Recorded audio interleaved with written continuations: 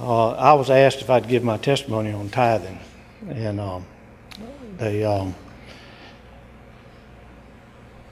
for most of my life, my childhood, my early adult life, we didn't tithe.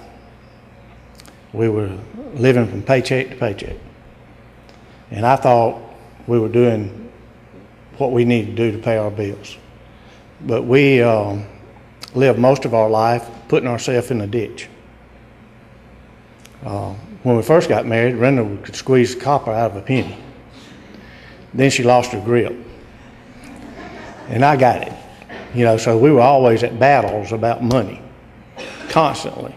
And then when I'd go stupid with it, she'd be good with it. So thank goodness we weren't both stupid at the same time. But, no matter how much money we made, we would spend it. And, when I look back and I think about so many things that I had bought with God's money that I had stole from Him. Where if it was fishing, hunting, playing golf, I was taking my money that I had earned, that paycheck. That's the way I looked at it. I didn't look at it that it was God's money. Because if He hadn't blessed me with the job that I had, with the income that I had, I wouldn't have had anything. So He's really looked after me, even though I didn't look at it that way. We would play with giving offerings. We reached a time when we both, through time accumulated, that we got ourselves in the ditch so deep we couldn't hardly see the top of it to get out. We had charge cards, loan companies, car payments, had kids in school. Then somewhere along the line, I remember something my mother would do. When my daddy passed away, I can remember my mother, the first thing she'd do when she'd get her check the first of the month was she'd write her check to the church every month. And, I had friends of mine when I talked to them and that were at church, and they said, she's already given tithe on that money one time. No, she didn't. That was money that was coming back to her. She gave a tenth of that money to God, and then some. He blessed her with many talents, and she used those talents to meet needs at the church that they would take. And she'd crochet and knit things, and they'd make Christmas ornaments, and the ladies of the church would sell them for different missions that they had. And they used those talents that she had. But I learned, I can remember seeing her sit down in her rocking chair, picking up her, me and Brenda laugh about it, because when you take that Dave Ramsey class, he has a little envelope. Well, my mother had a little notebook that she had everybody she owed written down in. Every payment she ever made to somebody, she wrote it down. And the date that she wrote that check, and the date that she mailed it. And I don't think, with the exception of her tithe to the church, you couldn't find that. But I could remember her doing that. And then when Renda's mama, bless her heart, she would, very first thing she'd do when she got paid was she would write her tithe check. That way there was no worrying about where if at the end of the month that I had enough to pay what I owed God. She paid God first. She trusted Him to meet every single need that she had. My mother did the same thing. And they never went hungry. I grew up over there on 812 11th Avenue, and back then was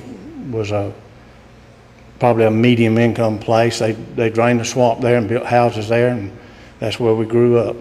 And we didn't have a whole lot. But we didn't know we didn't have it. We had clothes to wear. We had shoes that we could wear. We just didn't wear them. But, they were there for us. But then we didn't get a lot at Christmas time and things like that. But we were always fed. We were always blessed. My mom and dad, did the best that they knew how. But I can remember back watching her, and those lessons is when Renda and I first got married, we definitely weren't tithing. We were just existing. And we made up our mind that when we were trying to get out of the ditch that we had put ourselves in, we got there because of poor choices, lack of control, being selfish, self-centered, wanting more than what we could afford. And we put ourselves there. But we also put ourselves in the position to steal from God. The one person in this world that had done nothing but to help you and provide for you and take care of you your entire life. But we were blinded to look at it that way. But when you get older and you mature and you grow, you learn that you can get out of that ditch. You can pay those bills off. If you'll start if you're in that stage in your life and you're in that ditch that we were in, we couldn't tithe. We didn't have the money to tithe and pay our bills, but we gave an offering. And as time went on, we paid one bill off, we could increase a little bit. And we learned that when we got to the point where we could tithe off the net, at least we were better than what we had ever been in our life. And it seemed like things got better for us financially. And through discipline, we paid off most of our debts, and we were able to start tithing. Now, when you're an adult and you can't give what is rightly God's to Him, it hurts your feelings a little bit when you grow up and realize what you're doing. And that was most of our adult life until our kids were grown and in college, and we were able to finally control our wants and desires to get out of that ditch. It's a selfish thing, it's a self-centered thing. You know, if I didn't have a problem with buying a gun or a set of golf clubs or anything that I wanted to do, a rod and reel, boat, you know, to have enjoyment. But I was stealing God's money to enjoy it. He put up with me, and I'm thankful that He put up with my disobedience and to allow me to get right with Him. And today, thankfully, we can tithe off our gross plus, you know, and I don't know how much more. It's not important to me. We've not missed one single meal. You know, as y'all know, we live down at Albany RV Resort in a 38-foot fifth wheel. It has 4 slides. We got enough room for me and her. We can still fuss and fight. She just can't hide. You know, we have to resolve those issues. We don't have a choice in that, but it's our choice to be there, which is a good thing that we can choose to do that and be able to do that. God has blessed us in so many ways. But it seems like when you start tithing and you start getting right, Satan attacks. When you get to the point that you can give God back what is justly His, Satan will put every obstacle back in your path. You know, a new truck looks nice. New car looks nice.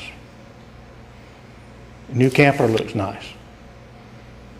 But we refuse to allow things to get in our way of serving God and being what God wants us to be according to His Word. And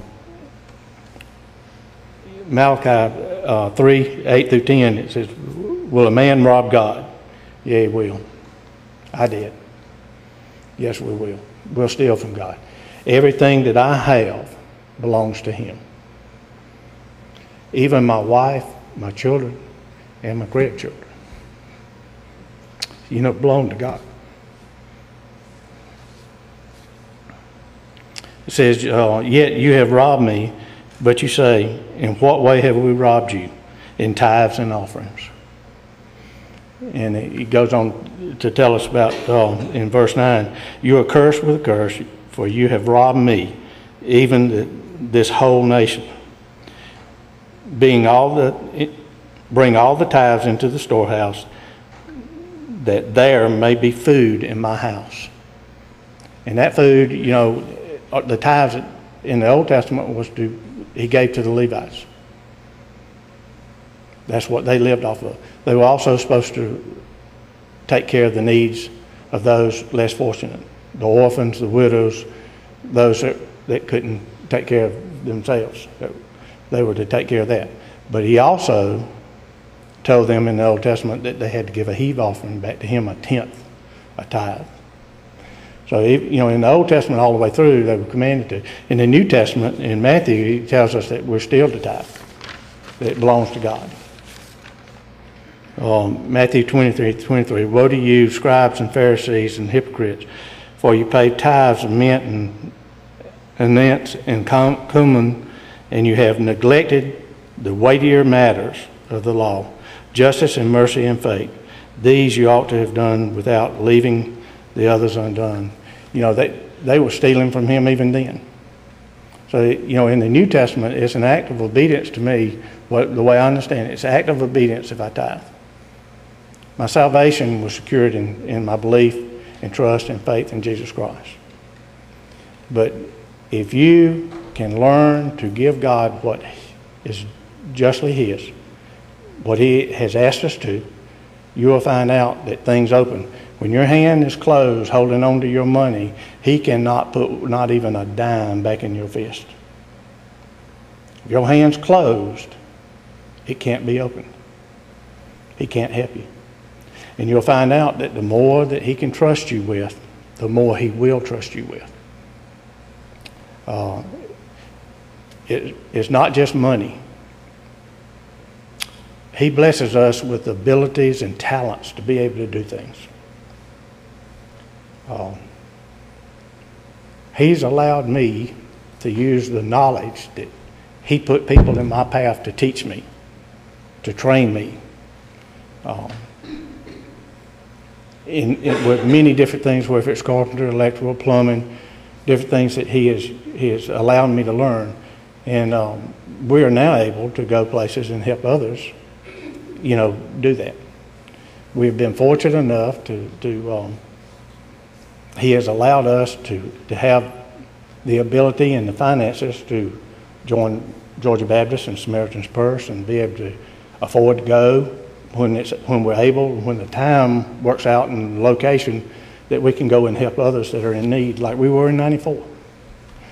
I believe in 94 y'all had the kitchen running, you were feeding people.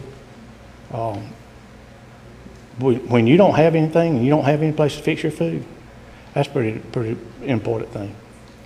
And when you don't know who to ask, who to turn to, and somebody comes up there and just knocks on your door and tells you that they're there with Georgia Baptist Disaster Relief or Samaritan Purse, and if you'll sign this release form, not holding them liable and responsible for things, that they'll come up there and help you clean out and repair your place. And you don't even know where to go. It's an awesome thing to be a part of, helping somebody restore their life back. And God will use you. That's just one way that He uses us. With the ramp builders, building ramps, that's another way that He uses members of this church to be a part of, to serve Him. And He gave each and every one of us the ability to do that. I worked with some guys at Bine, and they felt that we were putting in the irrigation system at the new church. And one guy was talking about that our physical labor out there was part of the tithe. No, it's not. It's a gift that God blessed you with, and it's something that you give back. It's a service. You know, that's not part of your tithe. Tithe is a tenth of what He blesses you with out of your pocket. And like I said, He has blessed us to get out of the ditch that we were in. And I promise you, it's a whole lot nicer to stand on top of that ditch and walk across it than it is being in the bottom of it, not wondering how you're going to make all the payments you got to make. But we did it. There's nobody else that used that charge card or went and signed on that dotted line to indebt us, but us. It's a choice we made. And it's a bad one, but it's a choice we made. But my Lord allowed me to have sense enough to get out of that ditch and to pay my bills and to be able to tithe, be able to return back what belongs to Him. The more you, and like I said, the more you do, the more He blesses you with. No, we're not rich by no means, by monetarily. But you're rich in so many ways. This church family makes me rich. God has blessed us in so much. At work, I still have a job. I hadn't been there in 9 weeks, but I'm looking forward to going back in the morning. They may not be happy tomorrow afternoon that I'm back, but right now I'm going to be happy going back. You know, to to be able to have my knee replaced, have a total knee replacement, and be able to return back to work in 9 weeks is a blessing from God. You know, it's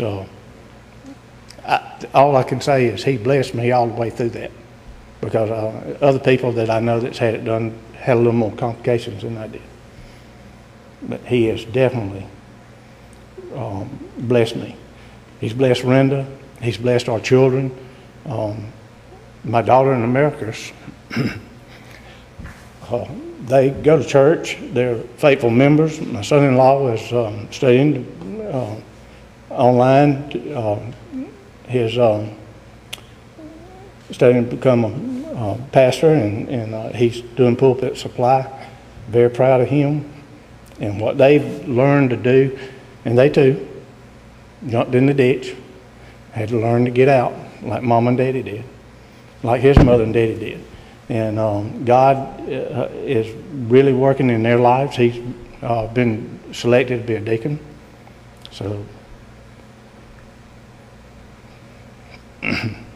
we're very proud of my son-in-law, my daughter, their children, which y'all know, Colden and Will. Now, I've got a son that's 42 down in Tallahassee. My granddaughter blessed us by going on a mission trip this summer, and hopefully her sister will go with us next year. And they're in church. My daughter-in-law started back going, and hopefully with the new job my son starts Monday, he will have the weekends to where he can get back in church. You know, that's my prayer, that God will get him back active in church also. But God, like I said, you know, no matter which way you turn, and I know I got off of tithing, but everything that you do in your life, God will bless you with. If you open up to Him, you just trust Him. And with your money, if you just put it in His hands and trust Him, you'll find out that my mouth and God's mouth is not the same. When I subtract $100, you know, from $500, I come up with $4. I still have money to pay my bills. I don't understand it. I just know that He has always been faithful to me when I was not faithful to Him. And I think you'll find if you examine your life, He's been the same way to you too. So, thank you.